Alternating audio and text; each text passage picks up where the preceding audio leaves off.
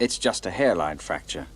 The doctors say it'll be fine in a couple of weeks. Oh, well, that's good. But what a shame you keep doing this to yourself, eh, Jim? I'm surprised the flight controller gave you press boys the go-ahead to come and see me. Well, as soon as we told them who we were and what we wanted to ask you to do, they jumped at the chance, is what we'd be saying if we'd actually bothered to ask them. That camera looks pretty ancient. Oh, this? Oh, no, this isn't a camera. This here is the Randomiser, and I'd like you to press the button today.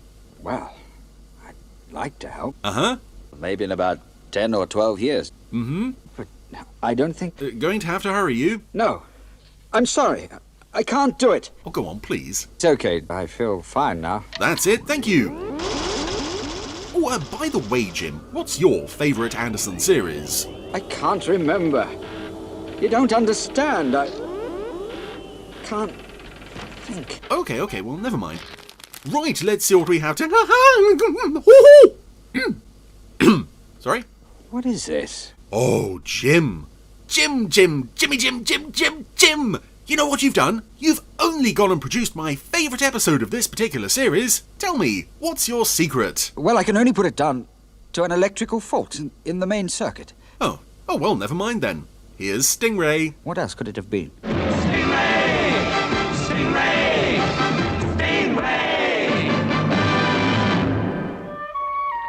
Well now, it's not very often that I can say that the Randomiser produces my favourite episode of a particular series. Generally I would say that only happens once per series, in fact. I seem to recall we've had my favourite episodes of UFO, New Captain Scarlet, and possibly one or two others. Approaching target area. Terrorhawks would be one. But now, here we are, with my favourite episode of Stingray. And it is an episode that I don't hear too many people talking about as an absolute favourite. But I just feel this episode does so much with a relatively small idea. It's so stylish, it's so slick, it's so well produced. So I'm going to have a lot of fun talking about this one today. Missile ejector on target. 5 miles. Firing now. Contact. And we open with this alien chappie in a rather cool submarine with as the title suggests, a big gun strapped to the top, blowing up random islands. And of course, as a kid, you kind of accept the image that you're about to see here of with the island having been hit. It just sinks beneath the water as if, you know, an island just sort of sits on the top of the water. As a kid, I didn't know any different. It was only a few years after this that I would have found out. Station force 10 plus. It's not quite how islands work. Turning to Solister to report. But this chappie is very happy with his day's work. He's just blown up an island. And here's one of the first highlights of the episode. This Barry Gray score for this episode is possibly one of my favourite episodic scores of any Anderson show. I think perhaps only rivaled by Captain Scarlet and Shadow of Fear. It's just an absolutely gorgeous piece of music, and was reused quite frequently throughout this series and also through Thunderbirds. As well it should have been, because it's absolutely glorious. To Solistar base. Approaching the inner sea of Solistar. Present depth 2 miles below bottom of Pacific Ocean. And this chap, Maritimus, in his cool submarine, he's talking into a radio, which I've always felt looks like the... Maritimus to Solistar base. Oh, a microphone, I should say. I've always felt that it looks like the front of a Klingon battlecruiser from the original series of Star Trek. But this is a lovely touch. Maritimus' submarine is now in a subterranean sea, and it's so dark down there we have to have landing lights. Landing lights! This is brilliant, leading us to the city of Solistar, which is a giant starfish To Solistar base. that they've turned into a city. There are other buildings around the perimeter, but yeah, there seems to be a giant starfish that these people all live in, and it's not explained, but it's another gorgeous image, and I suppose it makes a lot of sense for an undersea race to make use of Disembarking. something like that. If the starfish is dead and they can live in it, well, I've got no problem if they want to live there. O Solistar, I, your mighty leader, summon Corda, my advisor. Here we are in Solistar. Corda, report to your mighty leader at once. And here's another example of what I mean. It's just Corda could have been with his mighty leader, already having this meeting, but we have to have this lovely shot of Corda walking through a garden, essentially. A garden in an underwater city to find... Mighty leader, I am here to advise you. May I see your face? the mighty leader himself, reclining on his comfortable garden furniture. Well, we are ready to launch our attacks on the Terranian. On which more later, because I love the design of this episode. I love the look of the city of Solastar, exterior and interior, but I also love the look of these characters. Our might. Some people have said they look a bit like Crichton from Red Dwarf. As a kid, Chain reaction. who was not yet familiar with Red Dwarf, I always just thought they looked like what Lego figures looked like if you took the hair off. Now ready to receive Maritimus. Of course. Maritimus, the mighty leader awaits you. Maritimus comes now, mighty leader. I tell you the thing that Maritimus does, mighty leader, before you see him do it. I like the redundancy of that, but I also think it's there because May I stand before you? mighty leader has his back to We see the face. the entrance. Truly brave man. Oh, you handsome devil, you truly brave man. You've earned yourself a medal, 'cause you blowed up the right thing. For your bravery and devotion to duty, you will have the honor to lead the attack on the surface land. You will begin So that thing you just did didn't really count. That was just a test. most of the area known as the United States of America. That was a test. The test went so well, it's now Operation Obliteration for the rest of the world. I'll call you with more details soon. You might say, well, it's only two guys. This is a Stingray race. There's only two of them. This is going to take a while. No. These guys are serious about world domination. You can tell because there's three of them. We got trouble, all right. I don't think there's ever been more than two aliens in a particular Stingray episode. Let's check it out. Yeah, do that, Atlanta. I know there's always, our entire civilization is just behind that door over there. But, yeah, there's actually 3 aliens in this one. I know it's such a small thing, but it really is. Just that one extra puppet somehow really does make this feel a bit more of a determined attempt to take over the world. And investigate mysterious destruction of the deserted island of San May. Which is why I really wish these aliens had come back, because aside from Titan, the rest of the underwater aliens that we meet during the course of the series, they don't feel particularly organised. They don't feel like a particularly strong, overwhelming force that really could pose a genuine threat to the Terranians. I mean, even in the Invaders, where it's probably the next biggest attempt to take over the world, there's a lot of talk 1,000 feet down. by these aliens, but there's not really much action. These guys, there's a lot of talk, and they back it up with action. Instructions. It's moving real fast, Troy. But I don't figure it. It's constructed of a material I can't identify. Right. Let's go down and take a look.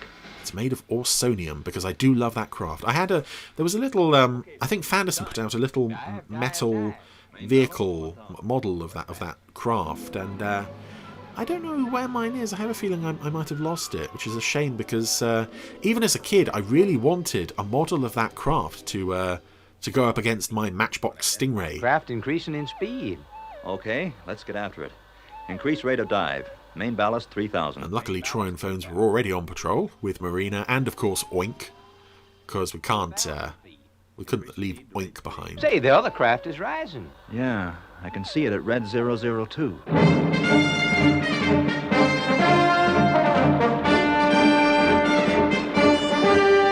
Keep it a safe But it's the combination of this theme and the militaristic air of these people. I know they call the city Solastar. I've heard some sources, I think possibly the Stingray comic, call these aliens Trematodes. Whether you want to call them Trematodes or Solastarians, For the west coast of America. I don't know, but I don't like it one bit. oh, I do. I just wish they'd come back, because it's just so in your face and on the nose and so blatant what these people are. How do we know they're bad guys? Well, they travel around in submarines with just great big guns strapped to the top. Oh, it's beautiful. It's gorgeous. And this music is wonderful. Maritimus to Solastar base. Preparing missile ejector for attack on west coast of America. The whole thing? Well, the west coast of America is quite small. It seems to amount to this one little power station on the coast. To firing. Setting missile to full power. Again, I think there is a mention of it later in the episode. They mention these people also have surface agents. It's a very quick mention, our surface intelligence. So they are comparable to Titan and Titanica, but I would love to... Holmes, #1. Oh, I would have loved to have seen them come back. I would have loved to have learnt more about them. 10, 9... Again, lovely artful direction here. Fire 1. 3, 2... We get these angles, different angles on Maritimus's face as he does the countdown, and then later... Oh, I love that the missile fires just as the craft is hit by a Stingray. I'm sorry, I'm all over the place with this because I love it so much. Good shooting, Cap. But yeah, later on in the control tower when Marineville is under attack, you get the same kind of angles. Ooh. So that's the submarine blown up. Luckily, Maritimus is in a very cool escape capsule, and when I say cool, it kind of just looks like a cigarette end that someone's put wires on. Pick up survivors. Survivors? No survivors today. No sign of survivors, Troy. I'm not surprised. Oh, well, we tried. Samples of the wreckage for analysis. We've got to find out what this is all about. Thank goodness they saved that coastal power station. Maritimus to Solistar. Come in, Solistar. Come in. Nothing. And I almost feel sorry for him here. Must return immediately to base and warn them of the Turanian craft. I think because the aliens have been established so well and Ray Barrett is doing such a good job that, for a moment you almost feel like that they are heroic and you do side with them just for a moment there. Meanwhile, back in the city of Solistar, in what looks like the capital room. But this is fantastic. Are you certain this is so? My favorite moment of this episode, I think. Leader, Maritimus has been attacked by a powerful Turanian craft. In that case, we must locate the Turanian vessel's base. Because these aliens, or the mighty leader, he has the most wonderful garden furniture. And it is lawn furniture. He has a swinging bench. All the time we wait that he can sit on, and his assistant there was sitting on. Now, you notice in an earlier scene that the bench does not automatically swing itself, but whenever the mighty leader is sat on it, he is swinging backwards and forwards. Have the location scanners picked up the terrain? It's doing it now. So it's a wonderful Coast of the United States of America. I don't know what you want to call it, disassociation between the idea of these people as a really fearsome militaristic force and their mighty leader who invests in really nice garden furniture for him to swing on. Area in missile ejector number 2. This Marineville must be wiped out. Again, great performance by Don Mason, but I just can't shake the fact that this is a man with a very camp voice, sitting on bright pink lawn furniture, swinging backwards and forwards, and talking about his missile ejector. It's beautiful. It's just, and I can forgive it. I can forgive it because it's just so pretty. Reference 9. Why, that's one of the deepest parts of the sea in the entire world. Yeah, having salvaged some of the wreckage, we have established where the craft came from. Because it uses very rare material, we know that it comes from a very deep part of the world. Oh, and there it is. We have another missile ejector. I don't know how many they have in this city. Tacked for launch in 20 seconds. But we went from the lovely glory shots of Stingray cruising along after it's left the ocean door to suddenly this shot of the missile ejector just very slowly and deliberately creeping out from behind a rock. And here we are now, about to take aim at Marineville, because their surface intelligence not only knows about Marineville, but has told them where it is. 9. Attention! Marineville tracking station calling. Unidentified craft located in our area. Emergency. Battle stations 1, 2, and 3. Oh, battle stations 1, 2, and 3? I don't know what that means. Fire! Normally it's just battle stations. But I guess it means do it really quickly, because the drummer is really going for it here. Also interesting, again, that was the shot where I mentioned the interesting camera angles, but also it's Lois Maxwell doing the Marineville tracking station voice. Missile launched. Impact 10 seconds. Not David Graham. David Graham seems to have sat this episode out, as he sometimes did with early Stingray episodes. He's not in as many as you think. He's in a lot. He's probably in most of them, but he does miss some. I love this as well. Marineville has sent their slowest interceptor missile to intercept the missile from the big gun, and it made it, but the control tower's taken a fair bit of damage. But only just. Call Stingray. Tell him where... You thereby get the impression that the rest of Marineville has as well. Or to Stingray. Come in, Captain Tempest. Especially with the lighting effect as the missiles exploded over the complex, and you get almost the sort of lighting effect that you would get during an eclipse. The tower, Troy. Must be a radio fault. Get the radio division to send up an emergency antenna. We must renew contact with Stingray. Yes, sir, but it'll take some time. Just relay the message, Lieutenant. I'll fix the schedules. I like as well there that you can get a view of the Marineville control tower food dispenser. Pod vessel 20 miles from coast. One of the options on which is cool cola. Because yes, I am watching this episode in HD, actually. Picking up a sound in Troy, and it's identical to the vessel we blew up the other day. Does that mean we get to go and blow that one up too? Is that how it works? Yeah, it does. Because there's no real formal declaration of war between these people and the Terranians. It's just... Closing in fast. Kill each other on sight, basically. Let's shadow him. That way, he'll lead us to his base. We can kill more people. Yeah, I love it. It's just... There's no time for any of that stuff. Because the episodes are so short, we can't really be doing with that. Let's just blow each other to bits. Whoever gets off the missile first wins. Mr. Solastar, returning to base. Being shadowed by Terranian vessel Stingray will lure enemy to our domain and then destroy it. If it survives the pressure of our deep waters. Oh, so this isn't so much a retreat as a calculated lure to draw Stingray in. Keep going with the sound scanners. It's nice as well that... oh, this is great. Oh, that's, again, such a lovely touch. As the submarine gets closer to its base, it puts its lights on, and their Stingray does the same thing, to give the impression that as we're going deeper and deeper, it's getting darker and harder to navigate. And here we are, entering the tunnel that will lead to the subterranean sea, where... Now what? We can't lose it now.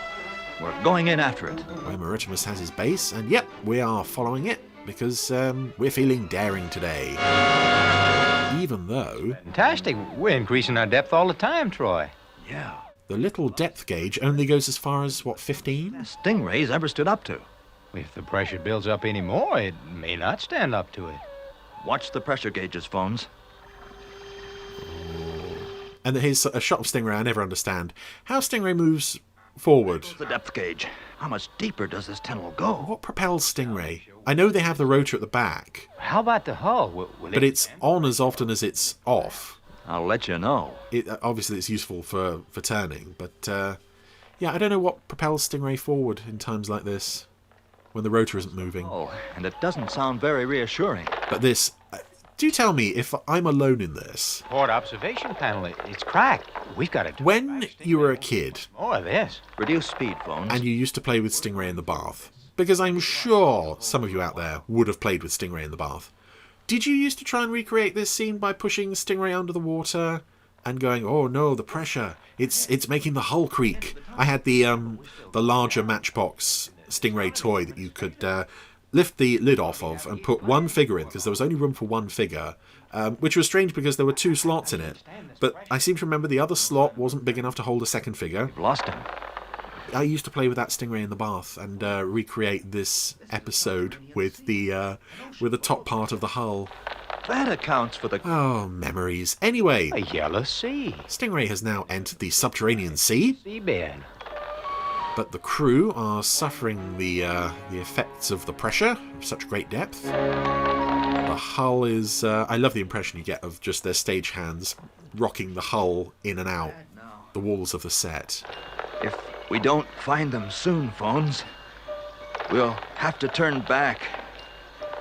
Stingray won't take much more of this before she folds up. Oh, and again, it makes these aliens seem so much more threatening when not only are they themselves so dangerous, but their environment is so dangerous, and clearly it's taking a huge toll, not only on Stingray itself, but on Troy and Phones. And it's wonderfully displayed in the actors' performances there. And there's Stingray approaching the city. That underwater city must be their base. Phones, there's that missile-firing craft, and it's got us right in its sights. No word on how Oink is reacting to the extreme pressure here, because he is along on this trip as well.